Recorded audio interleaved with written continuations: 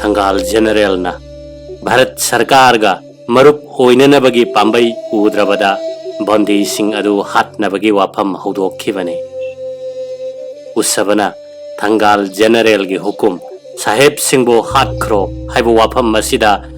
Jobaras ki kari mot leibage khangdokke haiduna Jobaras tana chatki. Thangal General gi hukum madu tabada Jobaras na usabada madu taurukhino aihak lakhige hairami. Jobaras ki yathang asi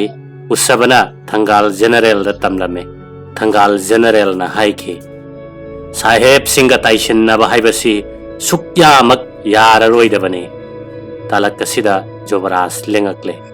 Masu mapu ngahak wari sanaraga chatki. Ngahak leraga sahib sing adu sangling bada sinakro haiba Thangal General gi hukum lakhi.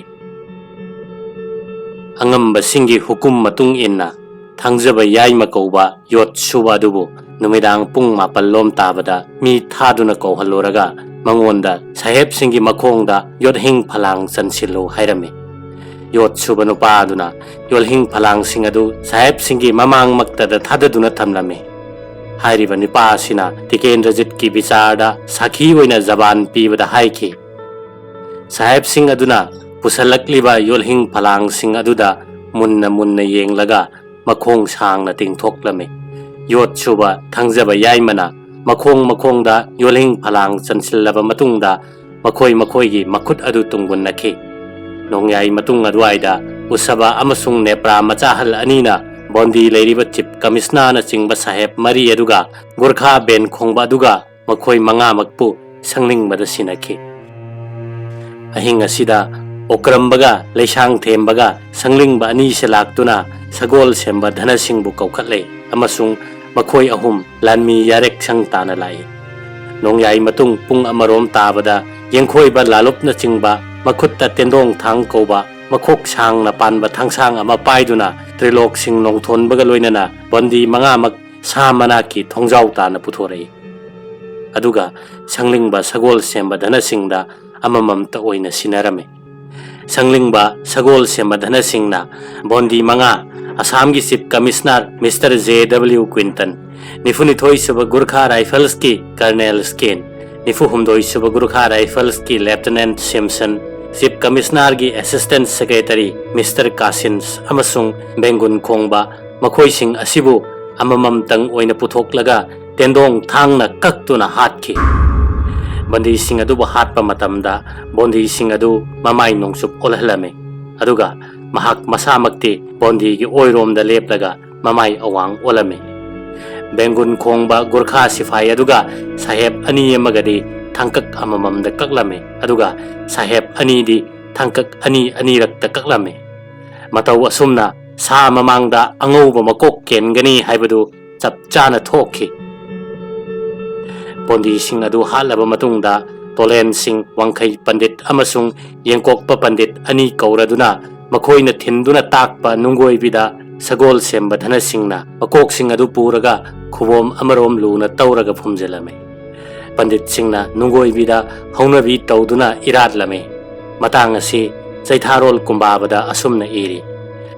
Sahib manga pengun amagadi taruk utra mamangda hale. Aduga maibagi Wangkhai Pandit ama Yengkokpa asaiba hanba ama asina singba hanjaba hidang kauduna Sriman Ibungo Jobaras na chingba angamba punamak haye. Pandit nakhoina haunaba tawo haye. Laludi nungoi bida challe masadi khwairam banda phumme.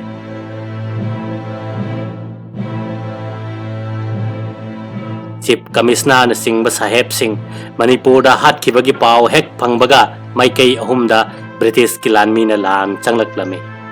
Awang romdagi lakpa tengol di Brigadier General H. Colette na lucinglay. Khadagi lakpa tengol na Brigadier General T. Graham na luchinglame. Aduga nongchup lomdagi lakpa tengol na Lieutenant Colonel R.I.S.F. Renick na luchinglame. Khagi maikei da lan kan na thengnakhi. British kilanmi na khulai phabahen khibadagi asum taksilaktuna ingkumjali singa magasani pan maribudra mathoigi April tarik 28 ke yukta Manipur gi sana konong lausen ke. British kilanmi na Manipur lausen khibagaloina na hat khiba sahib singi I adu pandit na irat pa kangla sa ani adugi machinda taisin ki haina lauduna April gi tarik kunthra gi numidang wairamda Narasingha Maharaj sana haktakta saramba kangla sa ani adu Captain Ellen amasung Lieutenant Kaskren Royal Engineer Anina nongmay hirak chanduna kapkhai ki batang si Zaitharol kumbabada asumna iri inga thadi nongmay jing na hale tara marini ning thawkabada utra mangda leiba chek na saba nong sasu kapkhai British na Manipur lausin bagaloy na lauthok lame Assam gi Chief Commissioner na chingba saheb mga hat kiba miyoy singbo parak pangamba mi singda sel oina mana pigane makhoi gi manungda Thangal General bu phaba ngamba mi da natraga mi singda lupa lising ani mana pigane Thangal General gi miyoy mitaw amasung kuchu komen asumna taklame Thangal General chahi marifuni thoi rom sure kuchu ngawi masa nemi aduga noi peli masam mana ngawi mayang yamna kole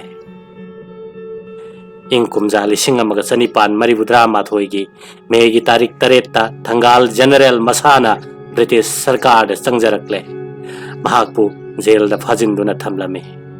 Thangal General bu phana bo hotna bada mateng pangkiba miyoi marida mathang sitna lupa satret lupa chahum lupa satruk lupa samri punna lauthokkiba lupa lising ani edu Manipur gi Chief Political Officer H. Maxwell Sahebna sahi asigi May gi tarik 23 yanthokki masibu Manipur Field Force ki Major Colette na approve tawki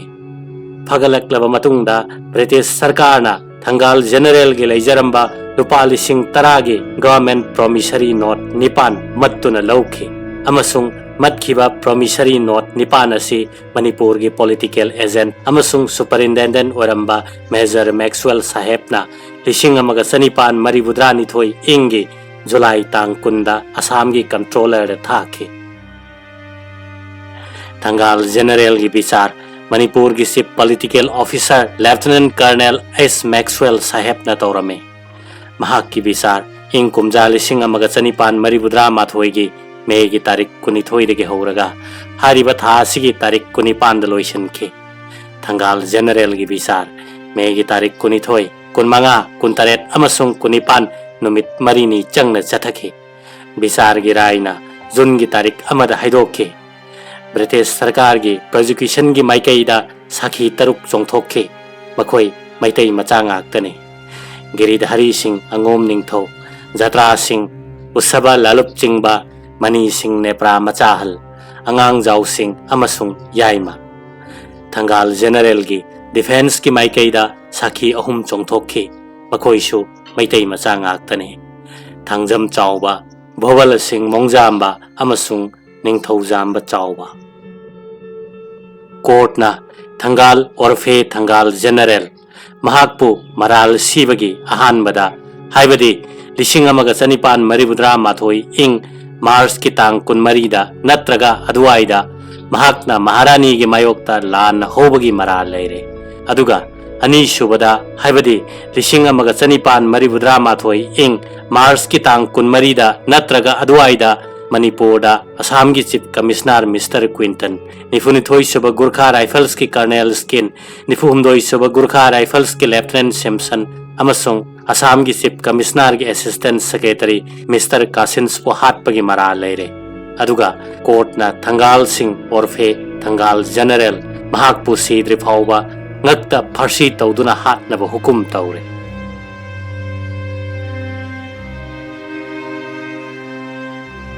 Thangal General gi bisar gi rai lising amaga chanipan maribudra mathoi ing June tang amada haidokre Maharani Victoria gi mathakta lan hoba amasung British officer sing hatpagi mara leiba maramna Thangal General bu pharsi tawduna hatpa haina Manipur gi Chief Political Officer Lieutenant Colonel H. Maxwell na lauthokre Manipur Field Force Commanding Officer Major General Colette na Chief Political Officer na pikibarai adu chumle haina rai pibanumit adumaktada aiba che pirakle rai gi bisara sigi marida Thangal General na sahi asigi June gi tarik 19 da Simla da leiba Bharat ki Viceroy amasung Governor General da memorial ama pishin ki ba memorial adu English da ibani aduga loinana British officer singna piramba certificate 12 yauki memorial adugi marol de His Excellency Bharat ki Viceroy amasung Governor General Simla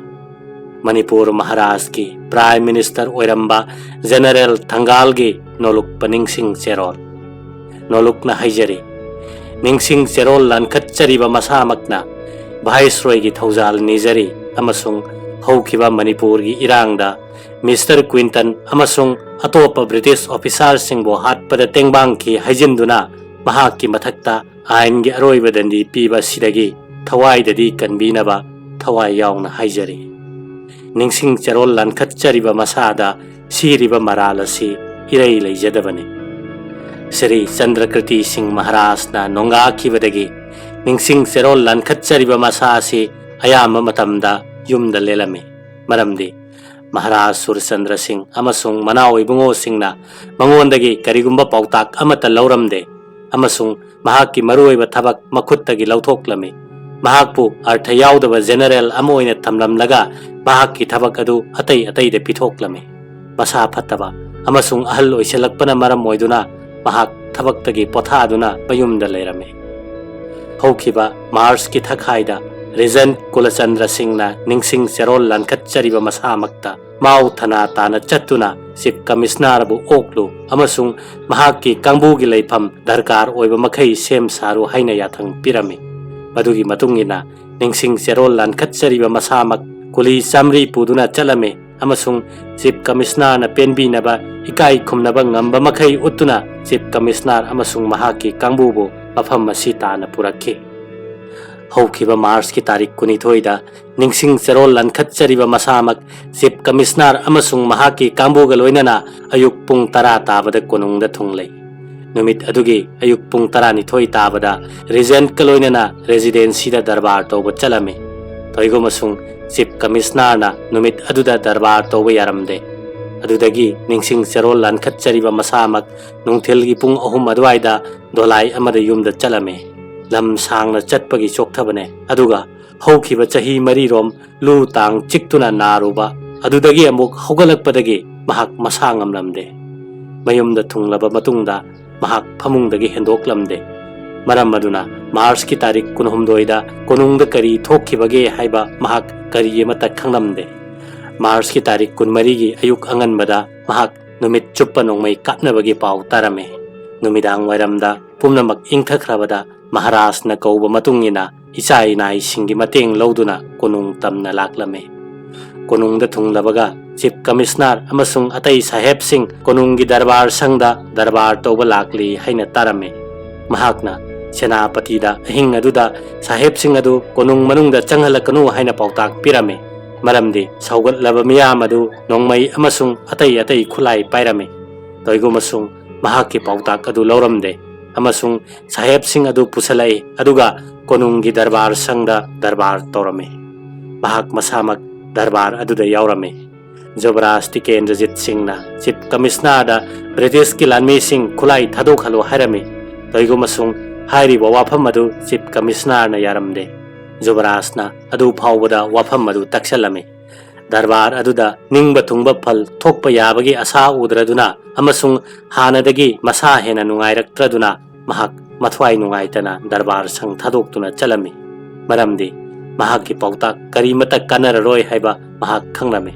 adudagi fort manungda phamungda changlame mafam aduda mahak mathangi ayuk phawba tumlame Regent amasung mahakki manaw singna mangondagi pautak loram labadi asigumba mathak makha onba thodok sing asi thoklam loidabani gyan leitaba naha singna tungda kari tholakadage haiba wakhal tawdana tukat charaba aranba thabak asi tawkhibani Manipur ge ain matungina kanagumba amabu hatpagi natraga mapanda thadokpagi dandi piba Manipur darbar gi sakti leite sakti asi Maharaj mathantada leirame asigumba ain leina mahakna Chief Commissioner amasung atai British officer singbu hatlu haina hukum toramba thoklabadi mahak ꯔꯤꯖꯦꯟꯠ ꯀꯤ ꯃꯈꯨꯠꯇ ꯑꯀꯟꯕ ꯗꯟꯗꯤ ꯐꯪꯂꯝꯒꯗꯕꯅꯤ ꯅꯍꯥ ꯑꯣꯏꯔꯤꯉꯩꯗꯒꯤ ꯑꯍꯜ ꯑꯣꯏꯔꯕ ꯑꯁꯤ ꯐꯥꯎꯕꯗ ꯃꯍꯥꯛꯅ ꯃꯍꯥꯔꯥꯅꯤꯒꯤ ꯁꯔꯀꯥꯔꯗ ꯃꯃꯜ ꯌꯥꯝꯂꯕ ꯊꯕꯛ ꯄꯥꯡꯊꯣꯛꯂꯝꯃꯤ ꯍꯧꯖꯤꯛ ahal oiraba matam masida aranba thabak asi tauba mangonda oithokte mahaki case asi heisingba ukil amana lepa yabirabadi masamak dos leijadabani haina mahakna praman toba ngamjagadabani ningsing cherol lan khatchariba masamak hauzik chahi 35 sure masa nari tha amadagi hena jail da leiba maramna mahak tungya asa udre amasung na tathire mahaki maral mathum pumnamak lut taukhre mahaki nupi sing amasung angang sing leifam leitre hauzik mahak governor general gi thaujal gi makhada leire governor general na laibak thiraba lairaba amasung ahal oiraba ningsing cherol lan khatchariba mahaki mathuai kanbinaba governor general da haijari thangal general sing tang 19 june 1974 ing manipur Thangal general na 1974 ing june gi tang 19 da bharat ki governor general amasung viceroy da lankhat kiba memorial adu wa oina lawkhidre chahi asige august ki tang 10 da simla dagi urgent telegram amana manipur da general college ta official instruction ama pirakle hairiba telegram asi manipur da august ki tang 13 da phangkhe telegram asigi maronde bharat sarkar na thangal singh orfe thangal general bu nihat pagi mara leire haina khalle amasung mabu farsi tawduna hat pagi dandi adu pangthok naba hukum pire lising amaga sanipan mari budra mathoi ing august thagi tarik 16 sagol sen numita thangal general bu farsi tawbagi numit leple farsi tawduna hat kadaba nong mawal-ingai haibadi tarik 12 yumsa kaisa numit ki numidang wairamda hukum asi thangal general masada khanghalami amasung macha masu mari matana chingba unahalami thangal general amasung manipur gi jobaras tikendrajit singh masu mapu ani mafam amattada haibadi phaidabungda matam amattada farsi tawgadabage sagai ani sagalle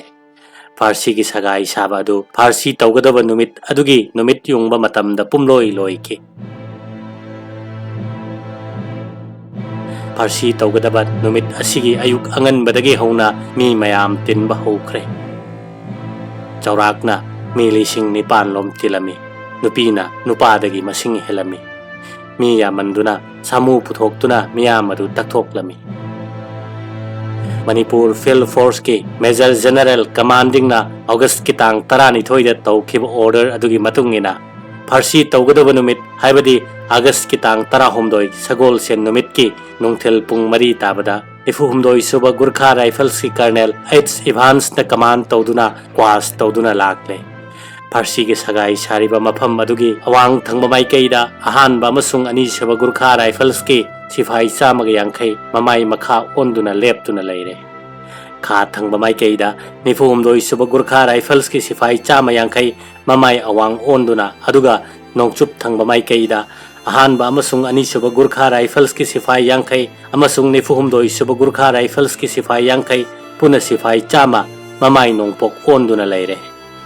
tikendra jetpo quarter guard tegi puthorakpa nifumdoi suba gurkha rifles ki nongmai paiba sifai yangkhai aduga thangal general bu jail lagi puthorakpada nongmai paiba sifai yangkhai punna sifai chama aduna nongpok thangba mai keida mamai nongchup ona leptuna leire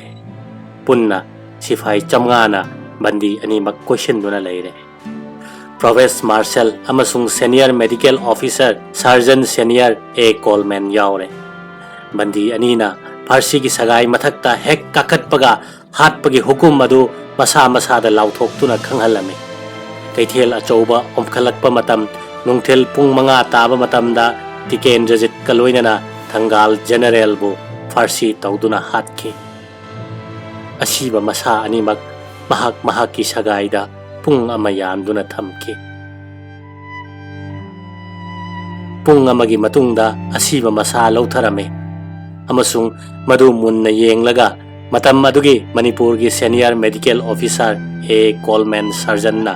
ꯃꯃꯥꯡꯃꯛꯇꯗ ꯐꯥꯔꯁꯤ ꯇꯧꯗꯨꯅ ꯍꯥꯠꯈꯤꯕꯅꯤ ꯑꯃꯁꯨꯡ ꯃꯁꯥ ꯑꯗꯣ ꯃꯨꯟꯅ ꯌꯦꯡꯂꯒ ꯃꯊ꯭ꯋꯥꯏ ꯌꯥꯎꯗ꯭ꯔꯦ ꯍꯥꯏꯅ certificate ꯄꯤꯈꯤ꯫ ꯂꯣꯏꯅꯅ ꯃꯅꯤꯄꯨꯔ ꯐꯤꯜ ꯐꯣꯔꯁꯀꯤ ꯆꯤꯞ ꯄꯣꯂꯤꯇꯤꯀꯦꯜ ꯑꯣꯐꯤꯁꯥꯔ ꯑꯦꯁ ꯃꯦꯛꯁꯋꯦꯜꯅ ꯊꯪꯒꯥꯜ ꯖꯦꯅꯔꯦꯜꯕꯨ ꯃꯃꯥꯡꯃꯛꯇꯗ 1939 ꯏꯪ ꯑꯒꯁ ꯇꯥꯡ 16ꯗ ꯐꯥꯔꯁꯤ ꯇꯧꯗꯨꯅ ꯍꯥꯠꯈꯤꯕꯅꯤ ꯍꯥꯏꯅ ꯁꯥꯔꯇꯤꯐꯤꯀꯦꯠ ꯄꯤꯈꯤ꯫ ꯊꯪꯒꯥꯜ ꯖꯦꯅꯔꯦꯜ ꯐꯥꯔꯁꯤ ꯇꯧꯗꯨꯅ ꯍꯥꯠꯈꯤꯕ ꯊꯧꯗꯣꯛ ꯑꯁꯤꯕꯨ ꯆꯩꯊꯥꯔꯣꯜ ꯀꯨꯝꯕꯥꯕꯗ ꯑꯁꯨꯝꯅ ꯏꯔꯤ: ꯁꯅꯥ ꯀꯩꯊꯦꯜ ꯐꯩꯗꯥ ꯄꯨꯡꯗ ꯃꯅꯥꯎ ꯏꯕꯨꯡꯉꯣ ꯀꯣꯏꯔꯦꯡ ꯖꯨꯕꯔꯥꯖꯅꯦ ꯀꯥꯡꯕ ꯇꯨꯂꯤ ꯅꯍꯥ ꯃꯦꯟꯖꯣꯔꯅꯦ ꯑꯅꯤꯕꯨ ꯐꯥꯔꯁꯤ ꯇꯧꯋꯦ꯫ ꯃꯅꯤꯄꯨꯔꯒꯤ ꯅꯤꯡꯊꯧꯔꯣꯜ ꯃꯔꯤ ꯊꯧꯒꯜ ꯐꯪꯂꯛꯂꯕ ꯑꯃꯁꯨꯡ ꯃꯅꯤꯄꯨꯔꯗ ꯊꯥꯔꯛꯄ ꯄꯣꯂꯤꯇꯤꯀꯦꯜ ꯑꯦꯖꯦꯟꯠ 11 ꯍꯛꯊꯦꯡꯅꯔꯛꯂꯕ ꯃꯊꯧꯅꯥ ꯑꯃꯁꯨꯡ ꯃꯔꯧꯁꯤꯡ ꯆꯥꯎꯕ ꯊꯪꯒꯥꯜ ꯖꯦꯅꯔꯦꯜꯒꯤ ꯄꯨꯟꯁꯤ ꯂꯤꯂꯥ ꯃꯇꯧ ꯑꯁꯨꯝꯅ ꯂꯣꯏꯁꯤꯟꯈꯤ꯫ ꯊꯪꯒꯥꯜ ꯖꯦꯅꯔꯦꯜꯒꯤ ꯃꯤꯡ ꯃꯅꯤꯄꯨꯔꯒꯤ ꯄꯨꯋꯥꯔꯤꯗ ꯁꯅꯥꯒꯤ ꯃꯨꯛꯅ ꯏꯗꯨꯅ ꯂꯩꯍꯧꯔꯒꯅꯤ꯫